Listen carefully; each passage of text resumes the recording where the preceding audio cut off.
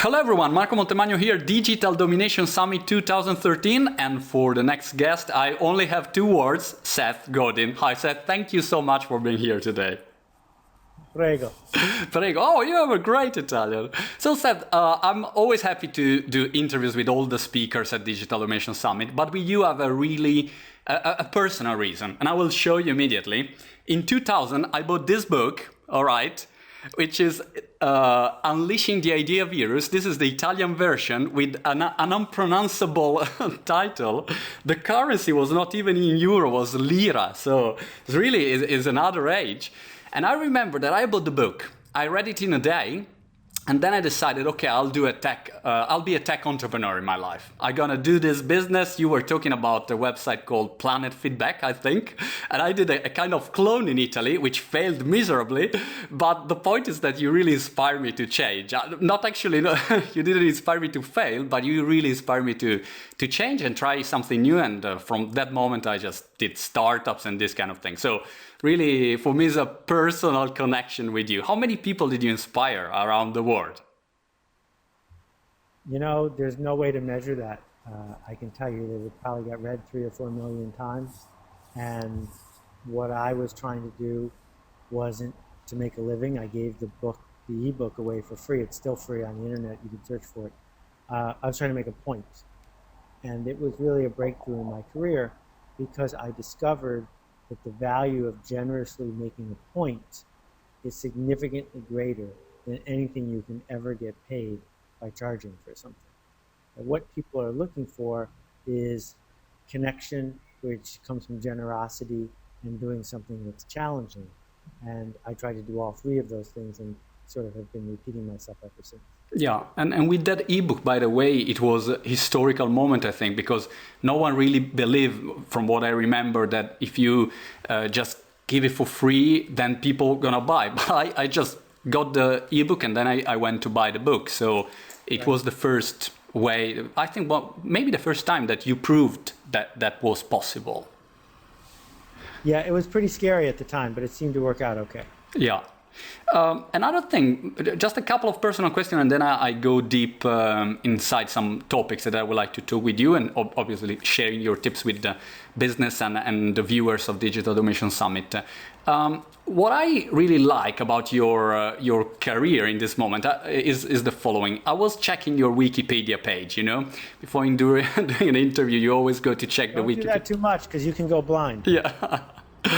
And the interesting thing is that at the field occupation is written author and marketing guru. And I said, okay, that's great. I mean, but my feeling, and I'm your fellow readers for many years, is that you're not in the business anymore of marketing or email marketing. At least this is my perception. But you're evolving, you're practicing what you're preaching, and you went to, I don't know, the Icarus Deception is an example.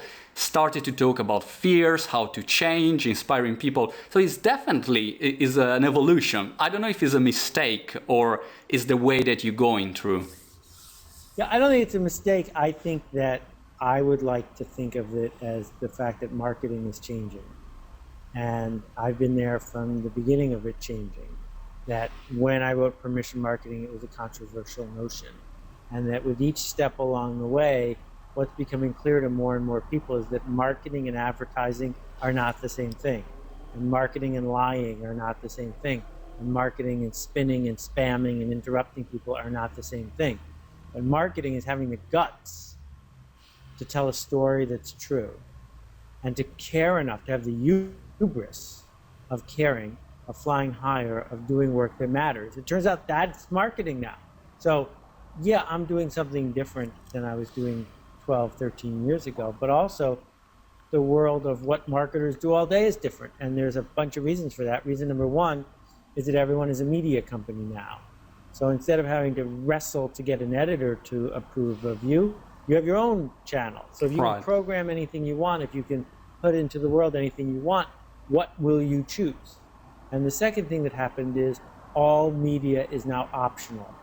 You cannot force someone to see an ad. You cannot force someone to watch this interview. You cannot force someone to watch a show. So if it's all optional and you own the channel, what are you going to put on it? And it seems to me that what's holding us back is not that we weren't born smart enough or creative enough or caring enough. What's holding us back is we've been trained to be afraid, and we've been trained to fit in.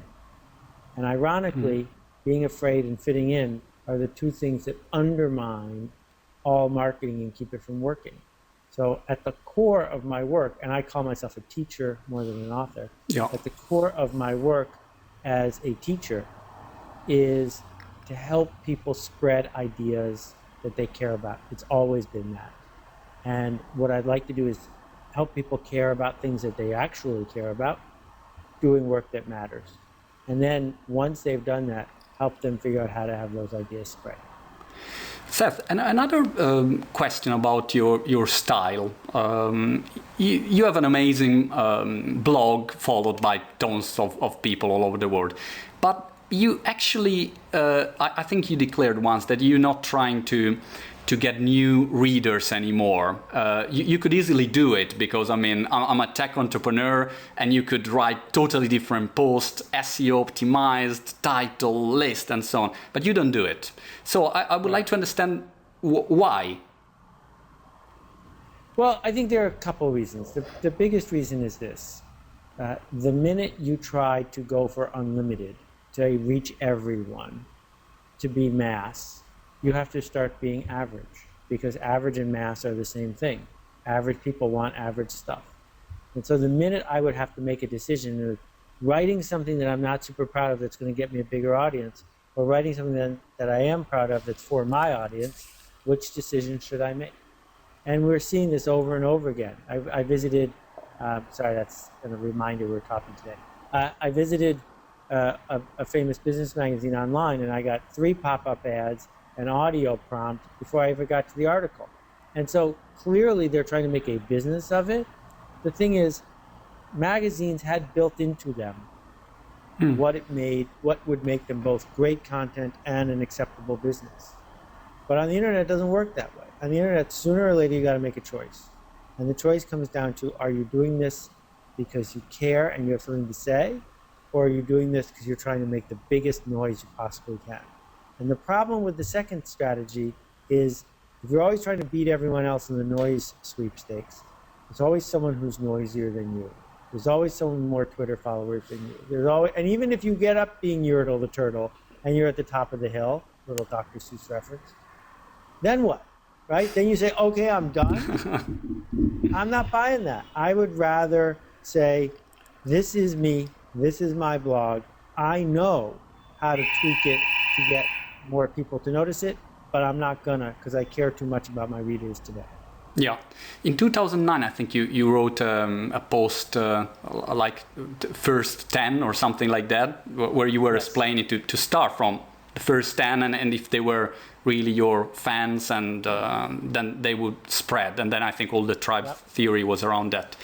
We come to the remarkable point, because in the end you say, okay, we have to do something remarkable. So a big tip that big lesson that I always got from you was try to do something different in a different way. And the other day I went to buy this mouse from Apple. I don't know if you can see it. And the funny thing is that it's only written mouse, and it's a very simple mouse, and I paid £50.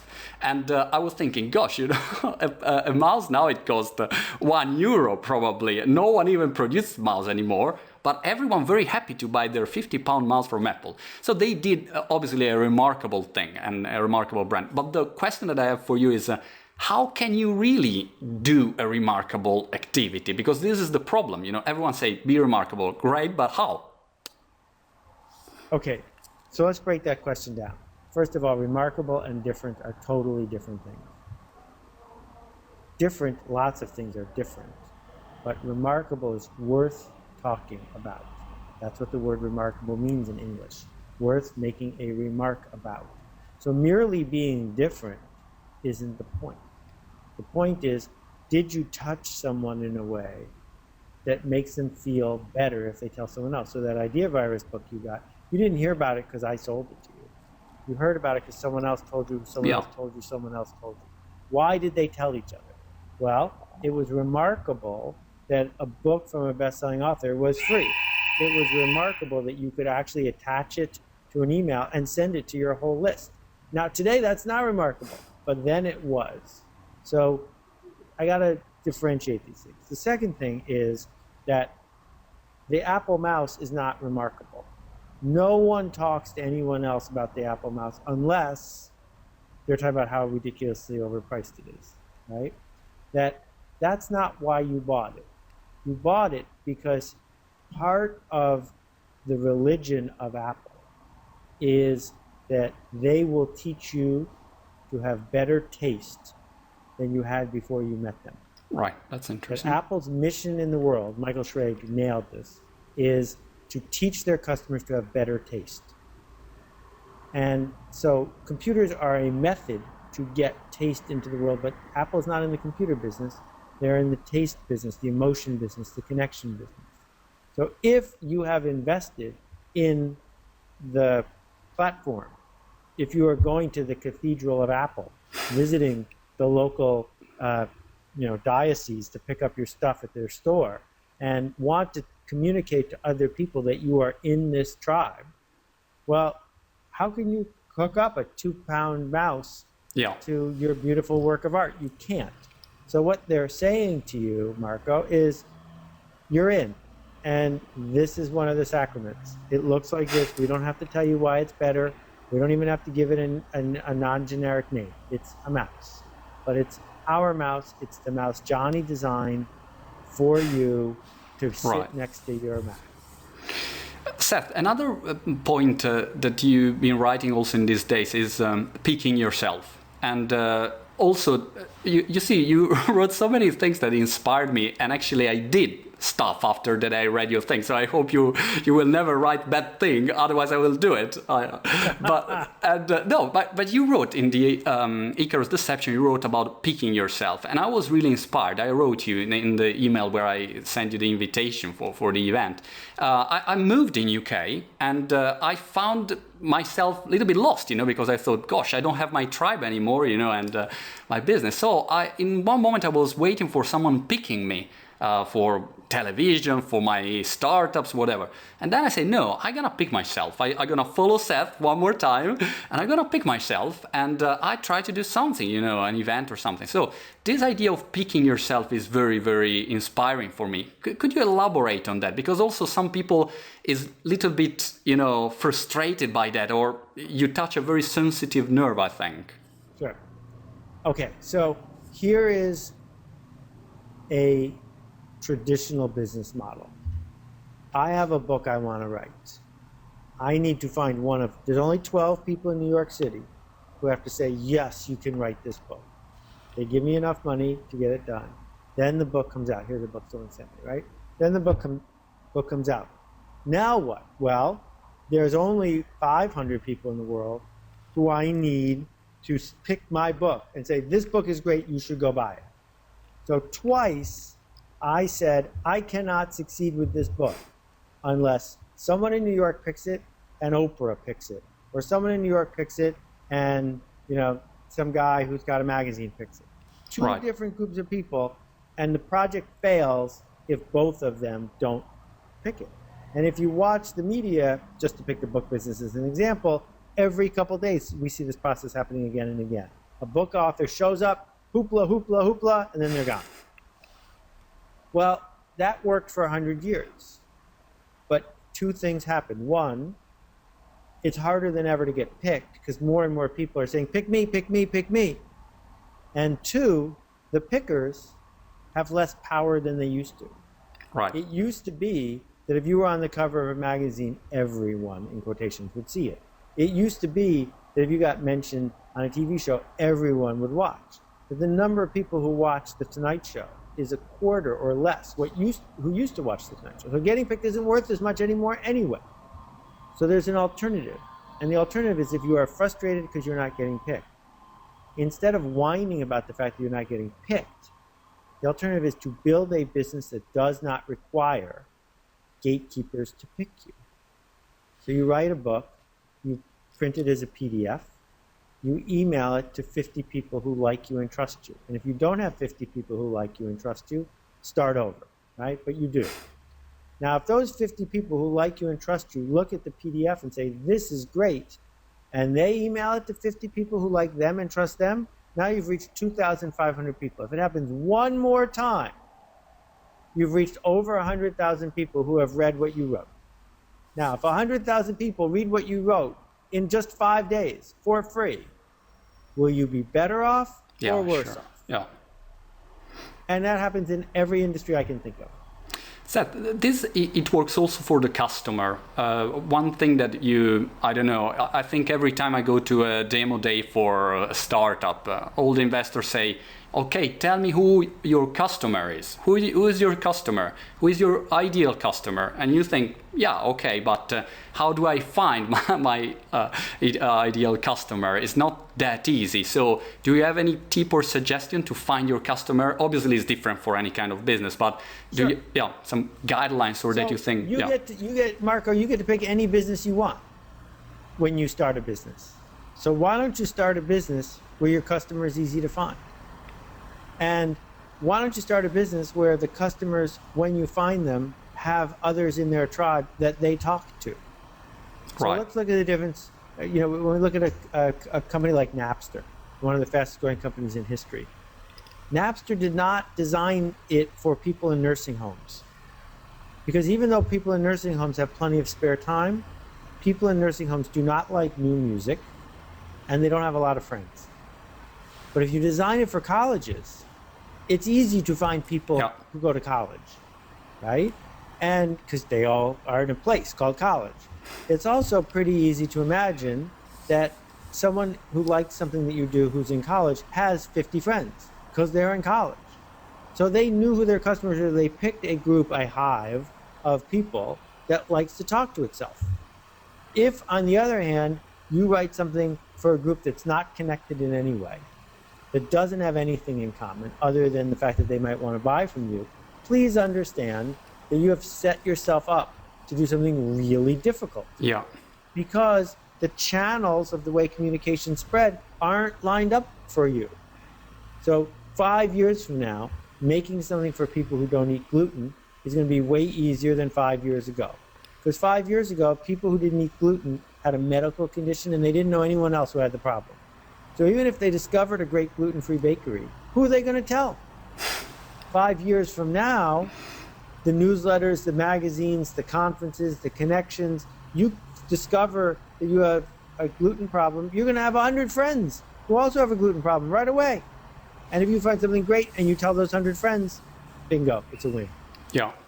I next time I do an interview with you, I come with the block notice to write. I can't do an interview. I have to write down. Seth, okay, I will watch the interview and I write it down.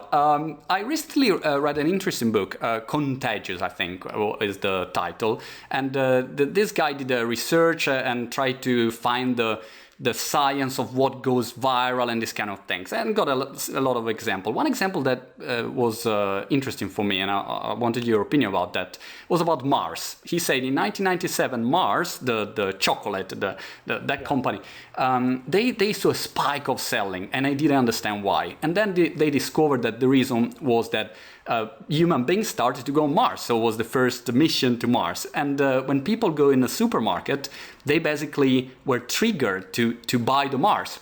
So I was thinking, wow, this is a great example. But if I think about me, I have to hope that the United States send a mission in the space with Digital Domination Summit name, to trigger people. So it's not possible. And for most of the companies, it's not possible. So what's your suggestion in this huge noise that you described before to stand up, to really be visible? Is there any platform or strategy that you think that really works in 2013 and maybe didn't work before? Right. Well, first of all, I think it's a very dangerous example you gave, and I don't think you should put too much faith in it. Okay. The reason is looking at things that went viral in the rearview mirror doesn't help you figure out what's going to go viral next. Right. And this isn't an area where we see that. It's like looking at a stock fund based on past performance.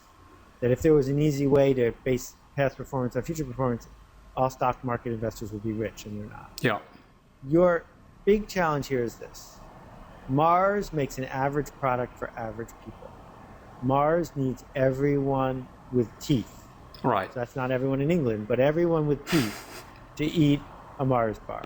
That's how they make a living. That's not what you're trying to do. Yeah, right. You don't want everyone. You'd be happy with 200,000 people, right? Yeah, yeah. Isn't that about? So ignore the masses, shun the non-believers, make this not for outsiders, it's for insiders. Obsess with people who get the joke, make it ever more arcane.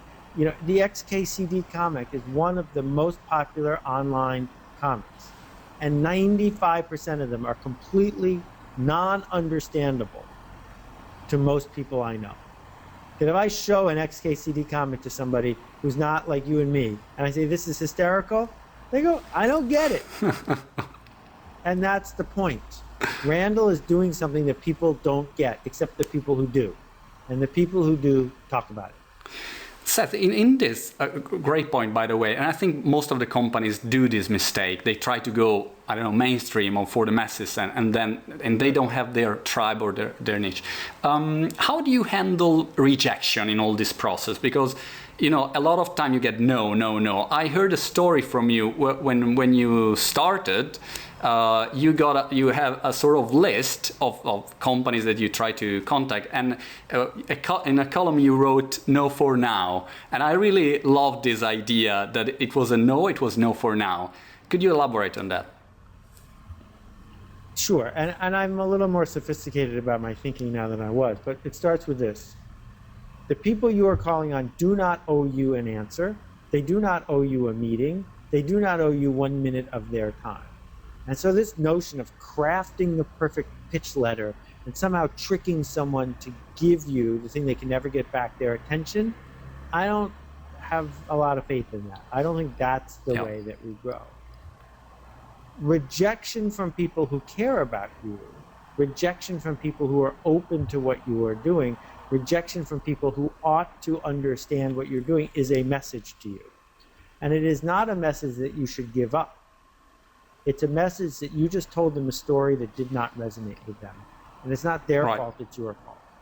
And so what you learn from that, and the reason it says no for now, it's not, no, you're an idiot, go jump off a bridge, I never want to hear from you again. It's, no, this story on this day did not resonate with me.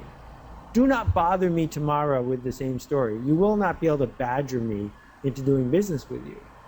But what you could do is tell me a different story about a different problem on a different day, because if you've treated me ethically the first time, why wouldn't I want to hear it the second time? And the mistake is trying to get the giant best customer to say yes first.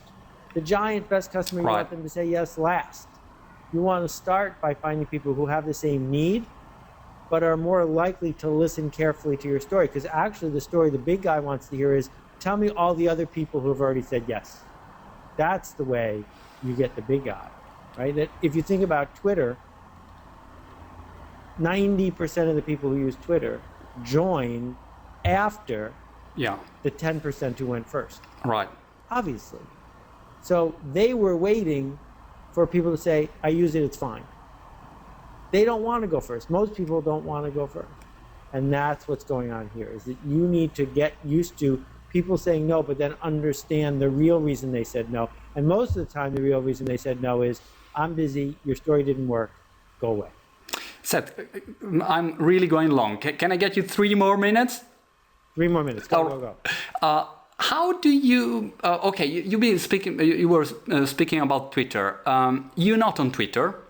Right. And you declared that you're not reading your Amazon reviews. I don't know if it's true or not, but you say, I don't read, I don't care. Why? I mean, on Twitter you could be a star. I mean, or on LinkedIn you could be a star as you're on your blog. Why? Why did you choose this? Help me understand why being a star is a good thing. Oh, no. I mean, you can get a wider audience. So? Yeah. So wouldn't work with your readers. Would it make me happy? Right? Would it make me happy to have hundreds of thousands of anonymous people criticizing me whenever they felt like they didn't get a joke or understand something? Would it make me happy to know that in a 20-minute conversation I have to go check Twitter because now there's 15 or 20 or 30 things waiting for me to respond to? Right. Would it make me happy to make this promise to the world and then not keep it every single day? Right? Why would anyone want to make that promise? So that the whole craft of being a media company, and everyone is a media company, is make promises and keep them. I cannot keep the promise of Twitter and remain a sane and happy human being. Right. So just because other people are making that promise, great, go hang out with them. I don't have a TV show either, right? Because I don't want to go through the hoops necessary to make that promise. Maybe one day I'll decide to do that, but the way you do this, to quote my mentor Zig, who passed away last year, is do not become a wandering generality. Instead, figure out how to become a meaningful specific. And I said, I know how to write the best blog I know how to write. Maybe one of the best blogs in the world. I don't know how to be the best Twitterer in the world. I could probably put an enormous amount of effort into it and figure some stuff out as I went. But why? Why don't I just take these limited resources I've got and put them into this thing I love to do that matches my temperament and that my readers like? Got it. So that's why. It was one or the other, and I decided to stick with the blog, and I'm glad I did. Seth, last question, promise. If Seth Godin would start today, building 2013, you arrive from another planet, and you say, okay, now I start, and there is this online thing. What would you do? I mean, would you start again with the blog, or you would go with a video or audio? Is any kind of format that you would do different? Are you assuming I'm starting with no money? Yeah, like when you started, you start with no money and you have to choose. What would you do? I would start an email newsletter for a very, very specific group of people. I would convene them in person when I could and keep them up to date when they weren't. I would go, the sommeliers in Milano, or the people who do the triathlon who live in Cleveland, or the people who own high-end hair salons in New York City. I would find a group of people that I resonated with. One by one by one, I would build a tribe. I would coordinate that tribe. I would connect that tribe, and I would never, ever have a problem making it. I love it. Seth, thank you so much, Seth Godin. Good luck for everything, and hope to see you soon. Thanks, Marco. We'll see you. Ciao.